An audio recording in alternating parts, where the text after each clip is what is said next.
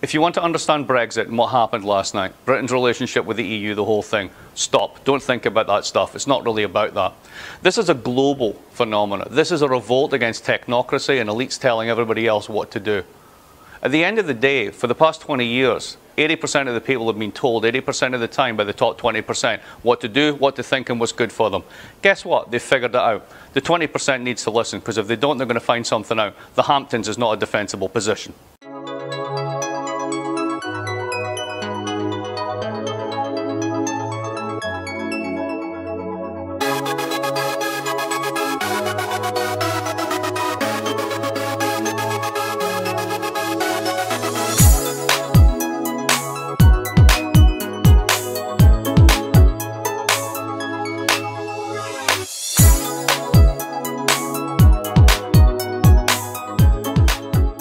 Anyway, oh God, wow,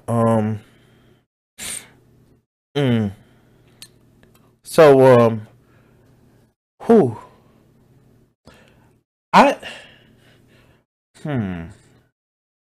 just thinking, just like, this shit is just like,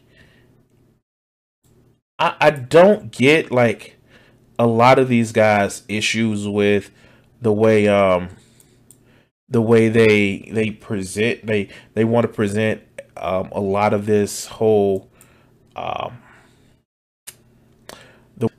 something that is inherently bad or inherently evil because they're differing from what society says that they should be. And it doesn't make sense to me. But you know what? Here's the thing. And I'm going to be very honest with you. A lot of these guys are so fucking insecure with themselves.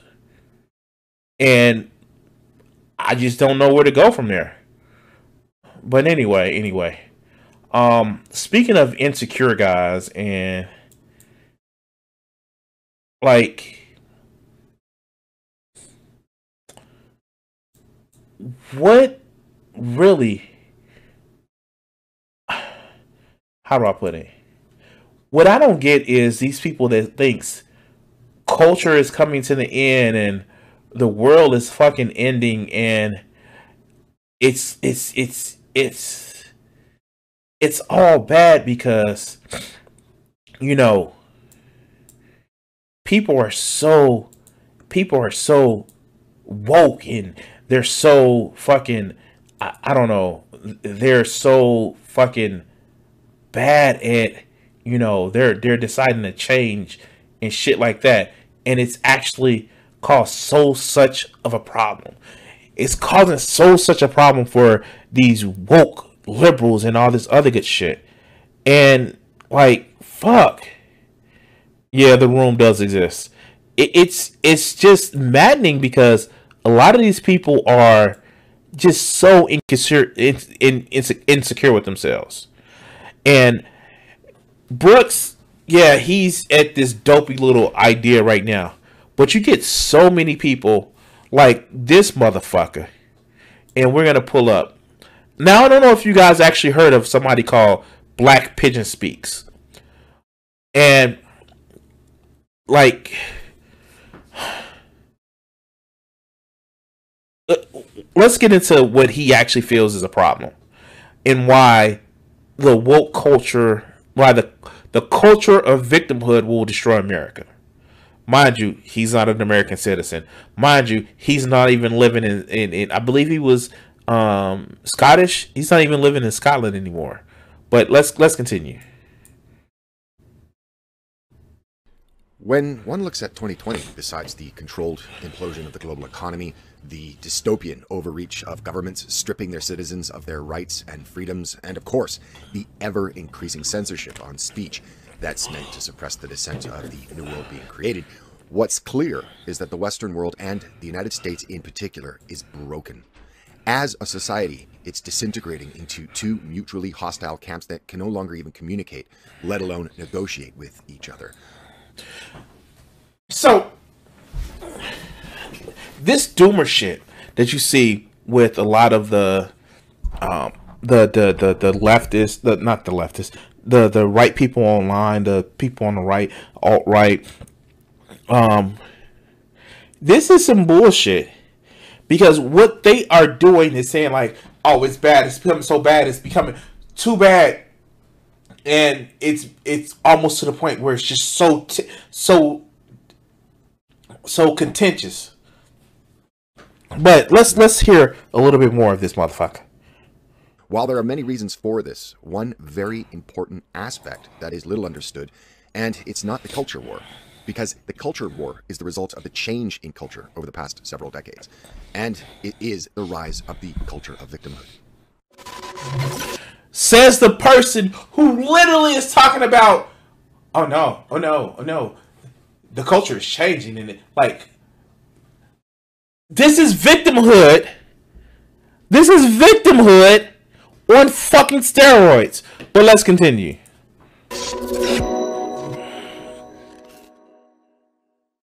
A big thanks to Raid Shadow Legends for sponsoring this video. Now, the game itself is pretty cool with a dark-esque fantasy theme.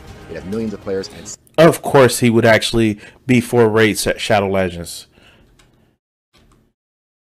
God, this disgusts me. I wonder how many of these people actually play Raid Shadow Legends. In 1993, art critic Robert Hughes published a chillingly prophetic book called The Culture of Complaint, in which he prognosticated that the US was doomed to become an increasingly and infantilized culture of victimhood. It was against the backdrop of the just emerging grievance industry that now has a chokehold on correct discourse in the Anglosphere, as well as much of the Western world.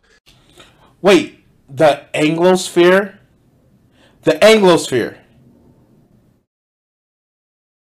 The white people. Just say the white people. Anos, Dan, thank you for subscribing, man. Like, the white people. That just say it, the white people. It's like, fuck, like, and nobody. Oh, thank you, Kat. I'm gonna probably do that sometimes this week. Okay, I'm sorry. Okay, let's continue with this video. God damn.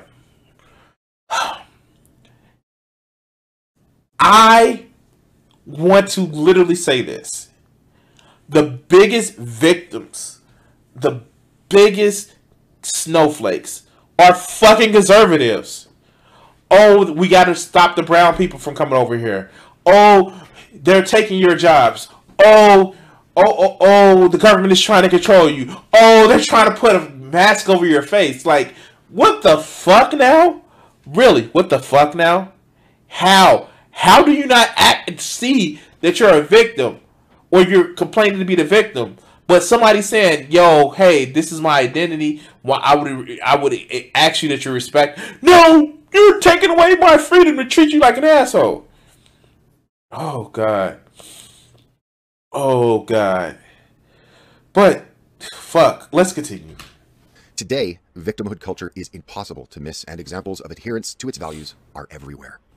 Some are offended by others' hairstyles, some are offended by music or the way men sit on public transportation, some are offended by voice characterizations in animated films, while others are traumatized by Halloween costumes. Wait, what? All of these things, conservatives flip their shit on it. Like, how dare they depict two men or two women being together? How dare, like, it is a different, like, god damn. It is a difference being like, well, I don't think that's appropriate, and you literally shitting on somebody else's culture just to make a laugh. Like, fuck. Damn it. And then, again, has this, like, what's up with these guys that have mildly to very attractive women in their videos, not for anything other than to just say, ooh, look at the pretty girl. Fuck. Let's continue. Well, how do you explain this? Well, it's a change in culture, and this change has been examined in a study titled Microaggression and Moral Cultures by the sociologists Bradley Campbell and Jason Manning in the Journal of Comparative Sociology. Campbell and Manning argue that the United States, and the Western world for that matter, is now transitioning into a victimhood culture. Now, I'm going to paraphrase the ideas distilled in this study as broken down by several other authors to give you a general understanding of this very interesting thesis. Wait. Let's hear that shit again about what he just said. Now, mind you, he never says, I'm going to the study. Listen to how he describes it. Transitioning into a victimhood culture. Now, I'm going to paraphrase the ideas distilled in this study as broken down by several other authors. I'm going to paraphrase the ideas in the study as broken down by other different authors. Wow. Wow. Let's continue. To give you a general understanding of this very interesting thesis. Historically, in honor cultures, people, men, maintained their honor by responding to insults, slights, violations of their rights by, quote, self-help violence, closed quote. Generally, honor cultures exist where the rule of law is weak. In honor cultures, people protected themselves, their families, and their property through having a reputation for swift violence. That's not a good thing, dog. That's not a good thing. Like, that's not a good thing. Oh my God. It's the whole idea of good men breed hard times, and hard times breed hard men, and hard men breed good times, and good times breed good men. And like this whole cyclical thing of like, oh, you just need to be strong, and like when times got too good, too many weak men were created. Like, goddamn, that's the shit this is distilled down to. Think of one man slapping the other man in the face with his glove and demanding satisfaction, pistols at dawn, as it were.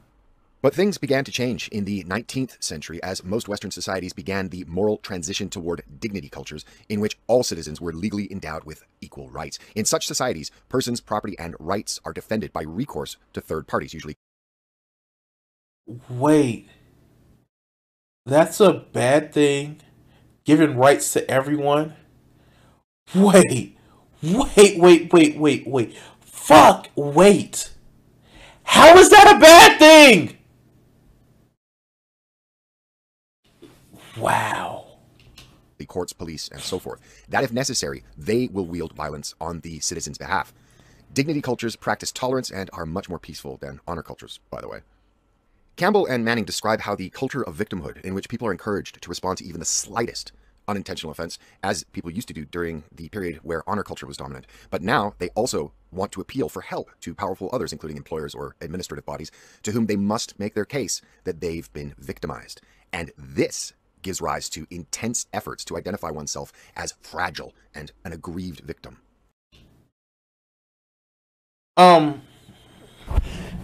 What is that, conservative 101? Fuck, let's continue. Critics of the culture of victimhood are often attacked as abusers themselves, perpetuating a culture of harm and assault. Frequently, the response of an embattled critic is to assert that they too are victims. Men criticized as sexist for challenging radical feminism defend themselves as victims of reverse sexism. People criticized for being unsympathetic proclaim their own history of victimhood. A very good example of this is that in courts, during the sentencing process, it's very common, even regular now, for felons to proclaim their own history of victimization and how it contributed to their harmful illegal actions. In our culture of victimhood, victims can be excused for victimizing others, for taking away the rights of others, taking away others' freedoms and autonomy, because they were victims themselves. So, wait.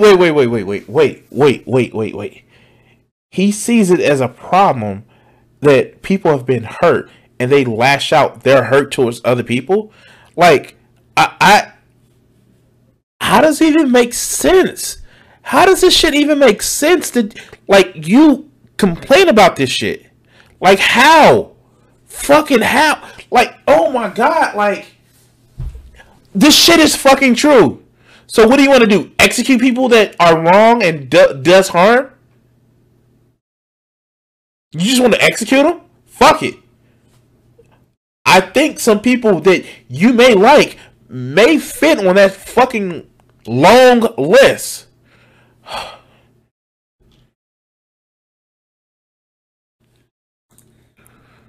And they were doing this in the service of their own victimhood. Maybe listen to that part again if you have to. And of course, this new moral culture comes complete with its own vocabulary. Nouns or isms plus privilege. Can't have a new moral culture without isms. Trigger warnings, microaggressions, safe space, and all the other usual buzzwords.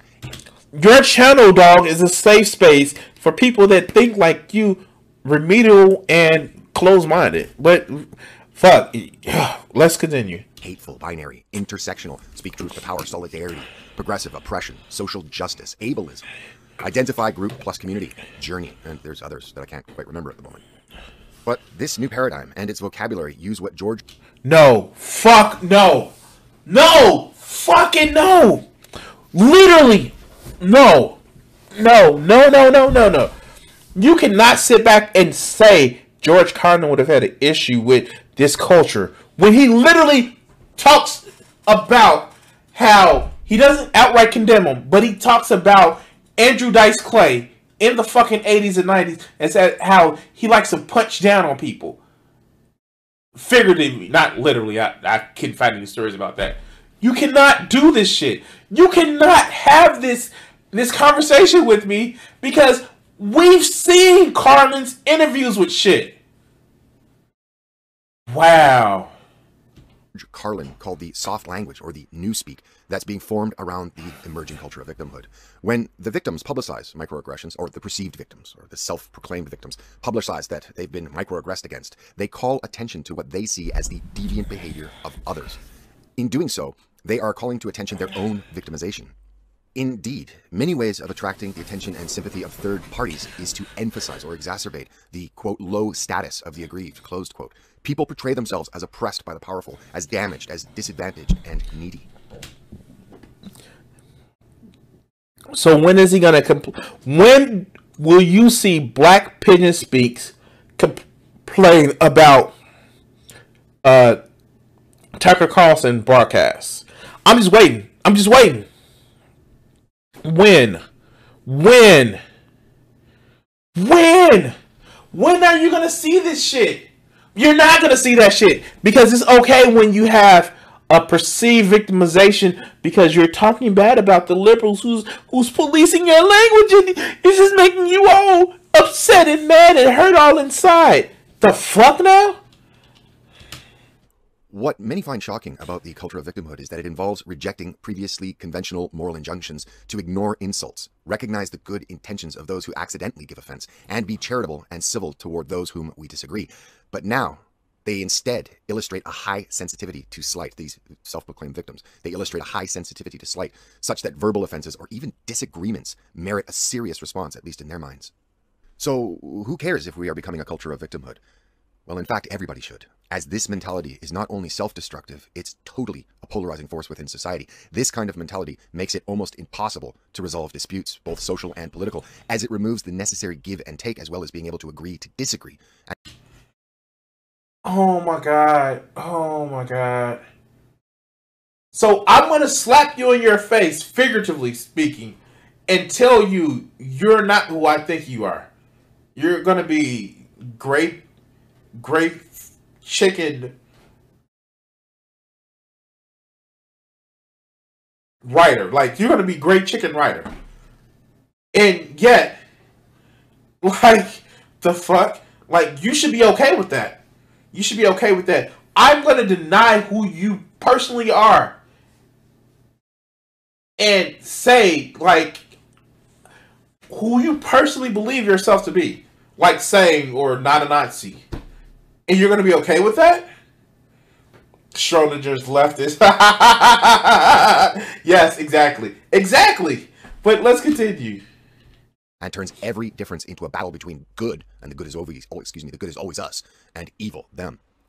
And here is where we find ourselves in 2020. Consider a 2014 study in the Proceedings of the National Academy of Sciences, which examined why opposing groups, including Democrats and Republicans, found compromise so difficult. Researchers concluded that there was a widespread political motivation attribution asymmetry in both sides. And what that means is both sides attributed their own aggressive behavior to be love, but the opposite sides to be hatred. Today, millions of Americans believe that their side, Democrat or Republican, is basically benevolent, while the other side is evil and out to get them. And this is an important point because the... You know what? That's the point that I think we should all actually think about. Just because someone disagrees with you doesn't mean that they hate you. They may hate your ideas, and when we can't separate ourselves from our identity from the ideas that we actually hold, then it's a fucking problem. But that's the fucking system that is built around capitalism. Everything from our political parties to the type of fucking pop that we drink has been so polarized because it makes motherfuckers money. Wow. Fuck. Let's continue. Practitioners of victimhood culture also see their perceived oppressors as not somebody they disagree with, but as evil, thus generally seeking to restrict expression in order to protect their sensibilities and what they advocate. Victimhood claims the right to say who is and who is not allowed to speak. In that, anyone that voices an opposing view is an oppressor. All speech not agreed upon is hate speech. Questions or comments such as, where are you from? You speak English very well. Oh, you're a very interesting looking person. All are... Wait, fuck me with that. Like, some of this shit is just casual racism.